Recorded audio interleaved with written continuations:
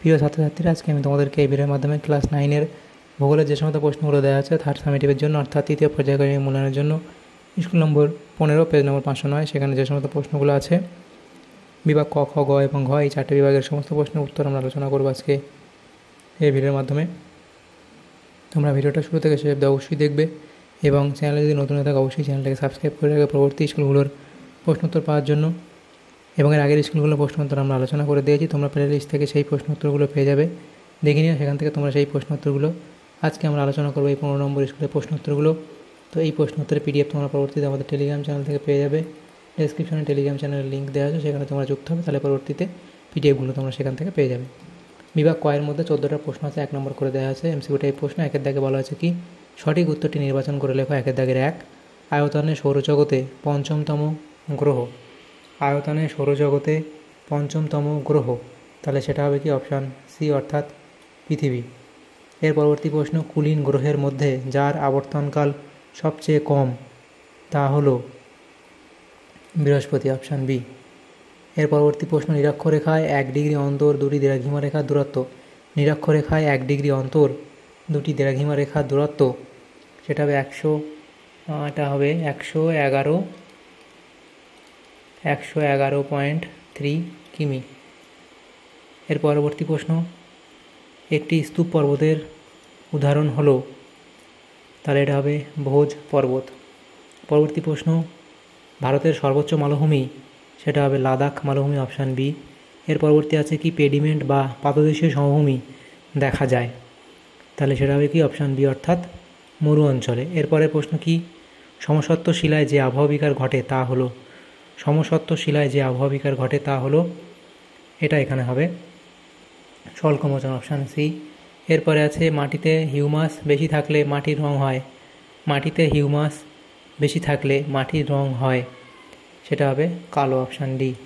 এরপরে আছে, পৃথিবীর সবচেয়ে শক্তিশালী ঘূর্ণিঝড়ের নাম। পৃথিবীর সবচেয়ে শক্তিশালী ঘূর্ণিঝড়ের নাম, সেটা এটা হবে টর্নেডো, অপশান ডি।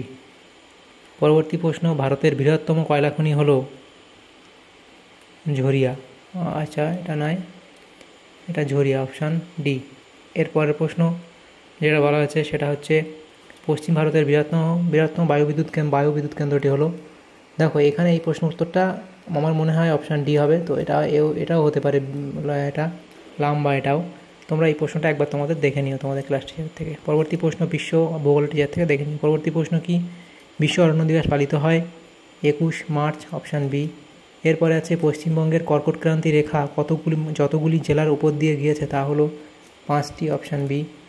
এরপরে আছে, স্কেল অনুসারে দেয়াল মানচিত্র হলো ক্ষুদ্র স্কেলের মানচিত্র, অপশান সি। পরবর্তী প্রশ্ন, বিভাগ খ 2-এর দাগের এ, যে শূন্যস্থানগুলো দেওয়া আছে। প্রথম প্রশ্ন, পৃথিবীর মেরু পরিধি, তাহলে পৃথিবীর মেরু পরিধি কত? 40,008 কিমি। পরবর্তী প্রশ্ন, ভূবিজ্ঞানী ড্যাশ সর্বপ্রথম গ্রেড শব্দটি ব্যবহার করেন, তাহলে কি লিখবে? জি.কে. Gilbert,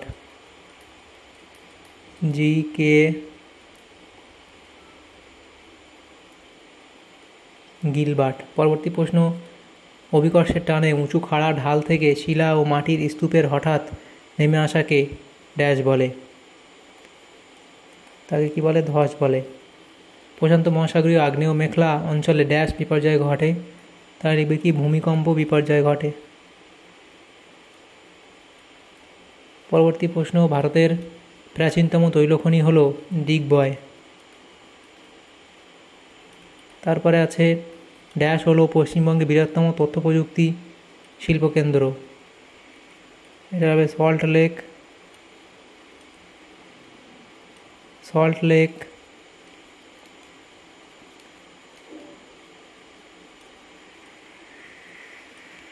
sector 5।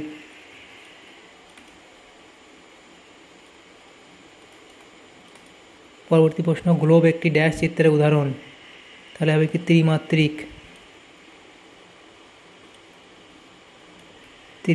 চিত্রের উদাহরণ। পরবর্তী প্রশ্ন কি, ঠিক ভুল নির্ণয় করো। প্রথম প্রশ্ন, পৃথিবী ও মঙ্গলের আবর্তনের সময় প্রায় সমান, এটা এখানে তোমাদের শুদ্ধ বলা হয়েছে। পরবর্তী প্রশ্ন, চেন্নাইয়ের দ্রাঘিমা 80 ডিগ্রি 15 মিনিট পশ্চিম, এটা ভুল বলা হয়েছে।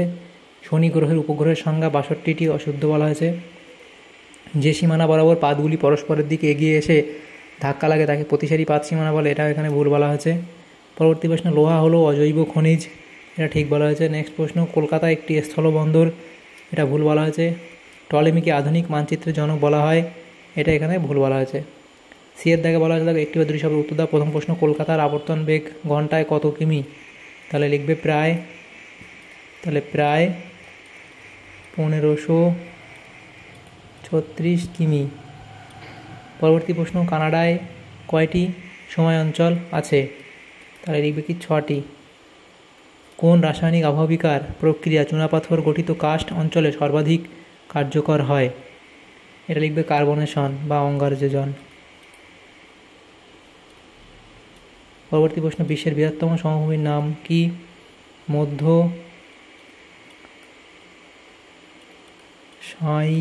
মধ্য সাইবেরীয়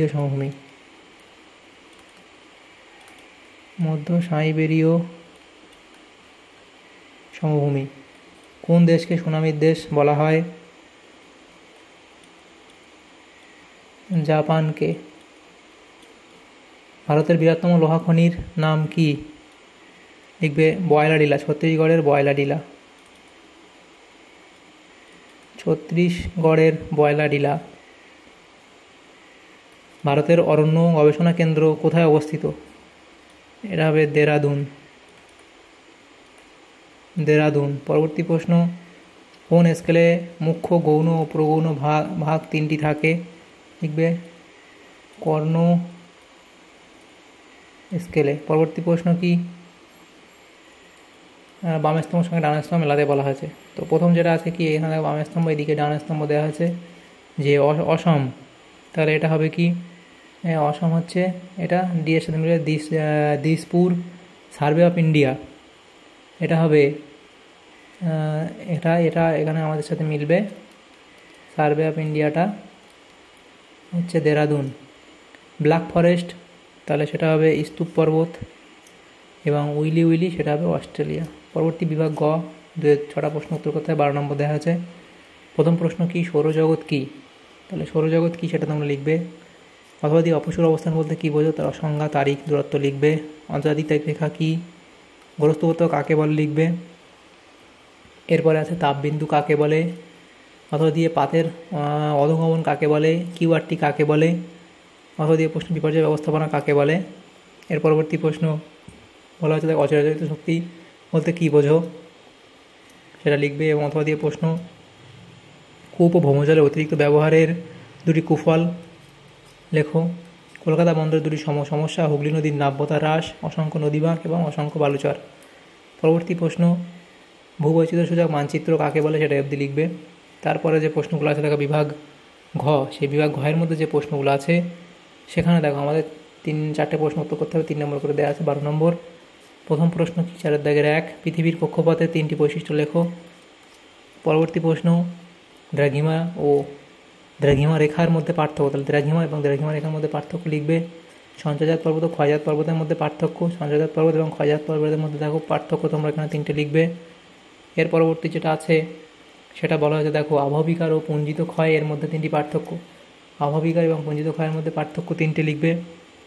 এরপর আছে দুর্যোগ বিপর্যয়ের মধ্যে পার্থক্য 3টে লিখতে পারছো, তাহলে দুর্যোগ এবং বিপর্যয়ের মধ্যে তোমরা অর্থ, সংজ্ঞা, কারণ ও ফল, আবশ্যিকতা, জীবনের প্রভাব, ক্ষয়ক্ষতি, ব্যাপকতা, উদাহরণ, এতগুলো দেওয়া আছে। এর মধ্যে থেকে তোমরা যে কোনো 3টে পার্থক্য লিখবে। পরবর্তী প্রশ্ন আছে অথবা দিয়ে প্রশ্ন, সুনামি সৃষ্টির 3টি কারণ আলোচনা করো। তারপর আছে পারমাণবিক বিদ্যুৎ এর 3টি সুবিধা লেখো। এরপরে যে প্রশ্ন আছে অথবা দিয়ে পশ্চিমবঙ্গের পাট শিল্পের 3টি সমস্যা লেখো। তাহলে পশ্চিমবঙ্গের পাট শিল্পের সমস্যা কি? কাঁচা পাটের অভাব, বিকল্প দ্রব্যের ব্যবহার বৃদ্ধি, পুরনো যন্ত্রপাতি, অনিয়মিত বিদ্যুৎ সরবরাহ, অধিক রপ্তানি শুল্ক, তীব্র প্রতিযোগিতা, শ্রমিক মালিক বিরোধ এবং অন্যান্য সমস্যা, এতগুলো দেওয়া আছে, যেকোনো এখান থেকে 3টে পার্থক্য তোমরা লিখবে। তাহলে এই প্রশ্ন উত্তর তোমাদের হয়ে যাবে। তাহলে দেখো আমাদের এখানে বিভাগ ক, খ, গ এবং ঘয়ের মধ্যে এই সমস্ত প্রশ্নগুলো ছিল ক্লাস 9 ভূগোলের 15 নম্বর স্কুলে 3rd সামেটিভের জন্য। এই 4টে বিভাগের বিভাগ ক, খ, গ এবং ঘ এই সমস্ত প্রশ্নগুলি ছিল। তোমাদের সমস্ত প্রশ্নের উত্তর আলোচনা করলাম এই 4টে বিভাগের। তোমাদের যদি সামান্যতম উপকার এসে থাকে ভিডিওটা অবশ্যই লাইক করবে এবং বেশি বেশি করে বন্ধুদের সাথে শেয়ার করবে। আর পরবর্তী যে স্কুলগুলো আছে সেগুলো প্রশ্ন উত্তর পাওয়ার জন্য অবশ্যই তোমরা আমাদের চ্যানেলটাকে সাবস্ক্রাইব করে রাখবে। Thank you, thanks for watching.